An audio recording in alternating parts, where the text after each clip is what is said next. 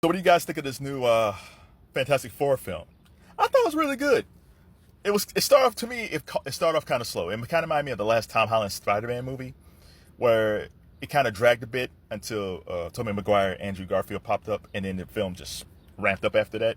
I feel the same way about this Fantastic Four film. I felt like it dragged a little bit, but then once it got going, probably halfway through, it really kicked in. And that it's not so much about the action; it's the emotional connection. There, no spoilers, but you're rooting for certain things to happen, and when things maybe didn't work out, it's like, oh no. So yeah, overall, I think there's an emotional connection to the film. It's kind of like the emotional connection, like like when Robert Downey Jr. snapped his fingers in the last Avengers movie, and you felt something when that happened, and you feel the same way about this film. And all thanks to the director Matt Shakman, who directed Fantastic Four: First Steps. He is the guy who created WandaVision, and I will always say that WandaVision is my favorite pandemic show. I love WandaVision. I know some people didn't love WandaVision. I love WandaVision. I love Paul Bettany and Elizabeth Olsen. I love Wanda and Vision. And the one thing about that show that was really good that Shankman brought with him, first and foremost, the look of it. Because in WandaVision, if you didn't see it, every episode was in a different era. So it's like the 50s, the 60s, the 70s, 80s, 90s, 2000s, which is fantastic. And it looked like he filmed it right in that time period.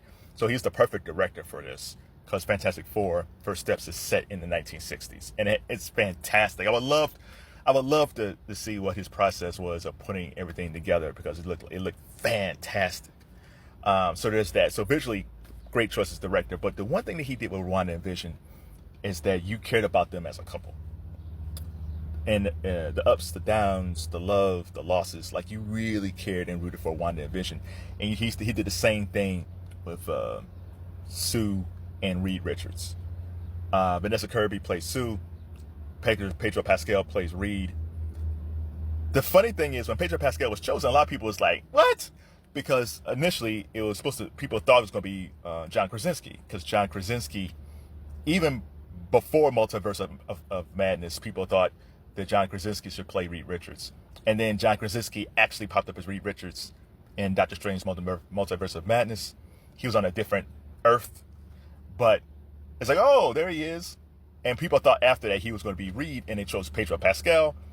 Interesting casting, because Pedro doesn't look like Reed Richards, but now moving forward, I'm sure Reed Richards will look like Pedro Pascal in the comic books. But Pedro was fine. Like, he is actually fine as Reed Richards. If I have any quibble with the Reed Richards character, I think there should have been a little bit less Reed and a little bit more of the Thing. Now, the Thing was in throughout the movie, but there was a certain actress that popped up that I didn't know was in the movie, and she interacted with the Thing, and I actually would have liked to have seen more of that interaction between the Thing and this certain actress, because it's like, and something tells me they film more stuff with them, but due to time they cut it out. So Reed was great. Pedro's Reed was great, but it would have been nice. It was like maybe a little bit less Reed and a little bit more of the Thing. It doesn't matter who plays the Human Torch. Johnny Storm is always entertaining, no matter what Fantastic Four film it is. So Chris Evans played him; he was fine. I think Michael B. Jordan played him; he was fine. The Human Torch is always a pretty interesting character. You had Silver Surfer. Now, again, most comic book fans were upset because they had the female Silver Surfer and not the male Silver Surfer that people know and love.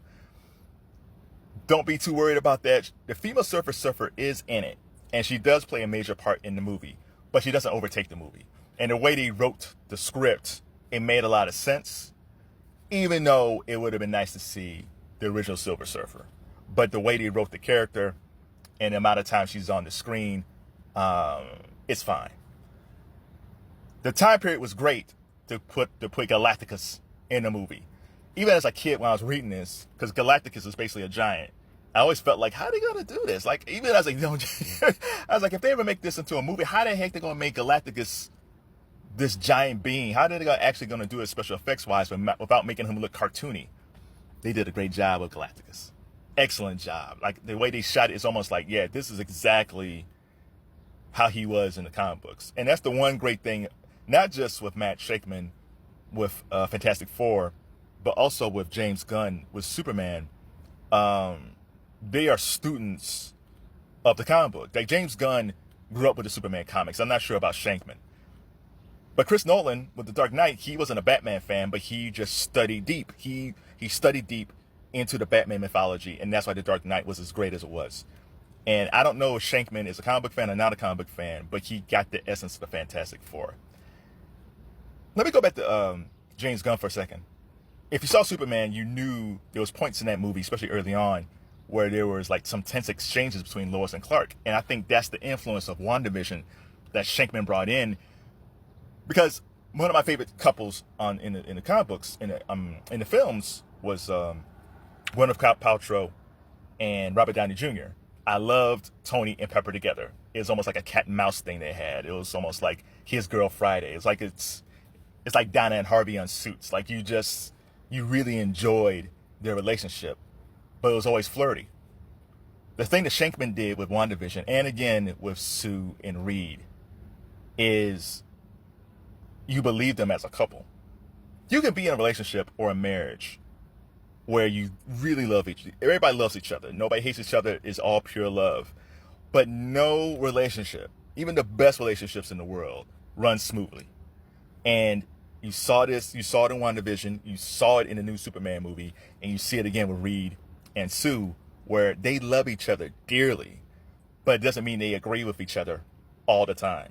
And there's a point in the film where they disagreed on something, and you felt the heartache between both of them. Because it wasn't a conversation that they both wanted to have. It's really an amazing thing that Shankman has with his male and female leads.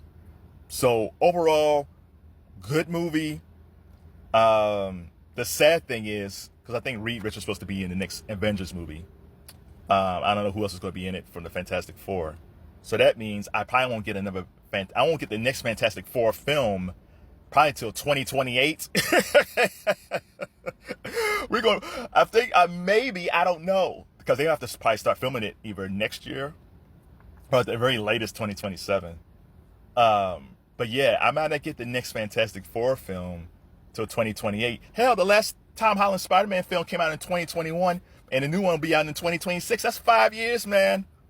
Dude, I got gray hairs now. I will look like by the time this next phase of Marvel, starting with Fantastic Four ends, I will be full gray.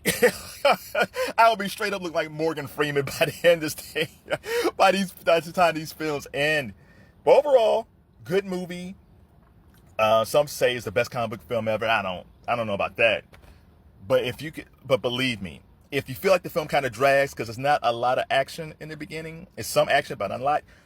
Once it kicks in, the action's good and the emotional connection is really good. And I think Shankman, the reason he's taking so long is because he's coming from TV, from WandaVision. You know, you have like 8 to 10 episodes to kind of build so he's pacing differently. He's pacing it almost like a TV show, where most Marvel films or comic book movies, they just hit you right in the face. Iron Man, Dark Knight, even non-Marvel films like Raiders of the Lost Ark, Jaws, they just hit you right in the beginning, right?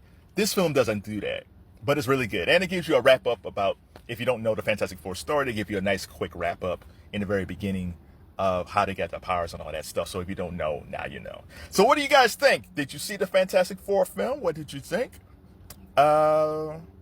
It's really good. Is it my favorite comic book movie of all time? No. But at the end, was I really happy and satisfied? Yeah. Oh, yeah. There's 2 post-credits at the end of the film. The one that's most important happens is the first one. That's the most important one. I wish it was longer.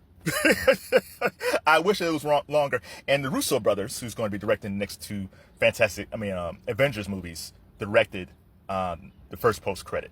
So go be sure to check that out. I wish it was longer. But it was good.